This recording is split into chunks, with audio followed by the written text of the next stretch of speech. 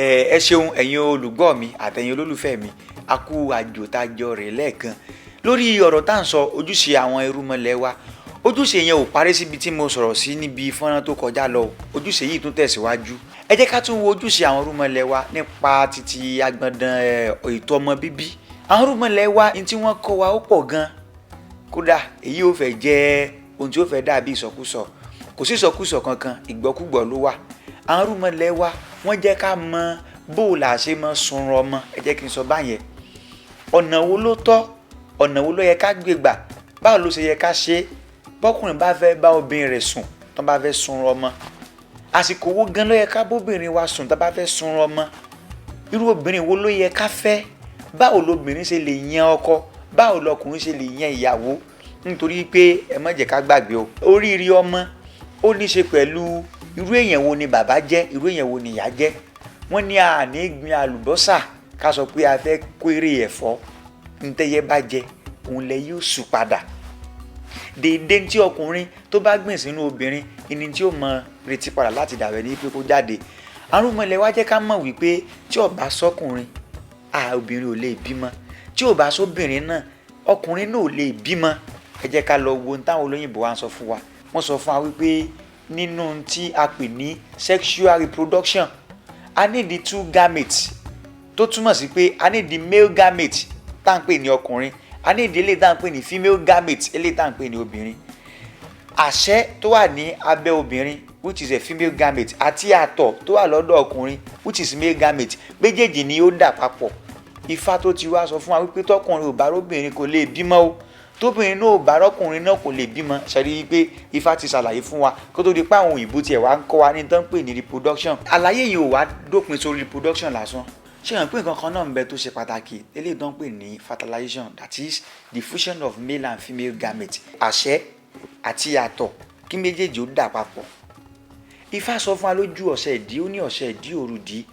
Òun làgbàlagbà fi tàkùkù dídúrà fún ọ látẹ́lẹ̀ àbù fún ọ lálékè. Ǹjẹ́ tó bá jà kó mọ́ dọmọ òfùlẹ̀fùlẹ̀ Ifá bá aṣọ kínní yìí dọmọ. Ǹjẹ́ àtàṣẹ àtàtọ̀ ẹ̀yà aláwọ̀ láṣẹ kẹ́sì dọmọ. Àṣẹ àtọ̀ ẹ̀ láwọ̀ láṣẹ kẹ́sì dọmọ. Òun làwọn olóyìnbó ń pè fún wa ní cell cycle. Ṣé mọ̀ pé lọ́dà cell cycle bẹ́ẹ̀ láti máa sọ̀rọ̀ nípa the mitosis and meiosis. Gbogbo eléyìí kò ń ṣe pé àwọn òyìnbó ló ẹ̀ṣẹ̀ dé ló ẹ̀ṣẹ̀ bẹ̀rẹ̀ sí ní sọ fún akótó di pé àbá wa ti mọ gbogbo eléyìí. Wọ́n ti mọ̀, wọ́n dẹ̀ ń tẹ̀lé. Obìnrin ti lóyún. Ìmọ̀ wọn ó tẹ̀síwájú lórí wípé ọmọ tá a fẹ́ bí irú èèyàn wo lọmọ yìí gan máa jẹ́. Ẹ jẹ́ kí n sọ fún yín, ìṣẹ̀ṣe ti wá sọ pé ká wá mọ̀ kọ̀kọ̀ o. Torí pé tá a bá wá mọ̀ kọ̀kọ̀ báwo la ṣe fẹ́ tàn mọ́lẹ̀ sí ogun tí ń bẹ nínú kọ̀kọ̀. And that is why tó fi jẹ́ wípé oríṣiríṣi crisis tó ń ṣẹlẹ̀ láyé òde òní yìí nítorí wípé àwọn èèyàn ò ní mọ̀ ni ló ń fogun jà wọ́n. Nǹkan mi wà tó jẹ́ wípé instruction kékeré ni wàá kàn mọ́ tẹ̀lé táyé á dẹ̀ máa smooth. But torí pé o wá mọ̀, torí pé o lóye, a ti wà brainwashed. Wọ́n sọ fún wa wípé ká má wà mọ̀ kọ̀kọ̀ káàkiri. Gbogbo nǹkan náà tọ́lọ́run sáà ní gbogbo ẹ̀. Ilé tó bá dá Ọlọ́run náà ló mú wá, ilé tí ò dá Ọlọ́run náà ló mú gbogbo ẹ̀ wá. Tó dẹ̀ jẹ́ pé ńgbà míì náà take necessary precaution ló fi wọ́ gangan sínú wàhálà tó wà. So àwọn bàbá wa ìmọ̀ wọn yẹn ó fẹ̀ débi wípé obìnrin tó lóyún wọ́n á bẹ̀rẹ̀ sí ní máa fún láwọn instruction máa rìn nínú òrùn, eléyìí ni kò ṣe, eléyìí ni kò ṣe. Débi pé wọ́n á study ọmọ tó ń bẹ nínú aláboyún yẹn gangan. Sọmọ tó jẹ́ wípé ọmọ tí ò ní tọ́jọ́ tí ó fi kú ni. Ṣé ìyá rẹ̀ tí ẹ̀ ní rí bí sáyé gan? Ìyẹn ló bí gbogbo wípé à ń soyún kọ́, à ń gbóyún pamọ́. Ìyàtọ̀ láàrin ká gbóyún pamọ́ àti ká gbé oyún kọ́.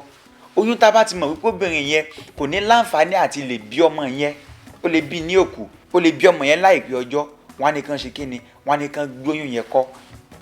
So that tọmọ yẹn bá fẹ́ kú àbí tóyún yẹn bá fẹ́ jábọ́ nígbà tí ó tọ́jọ́, wọ́n ti gbé kọ́, kò ní lè jábọ́.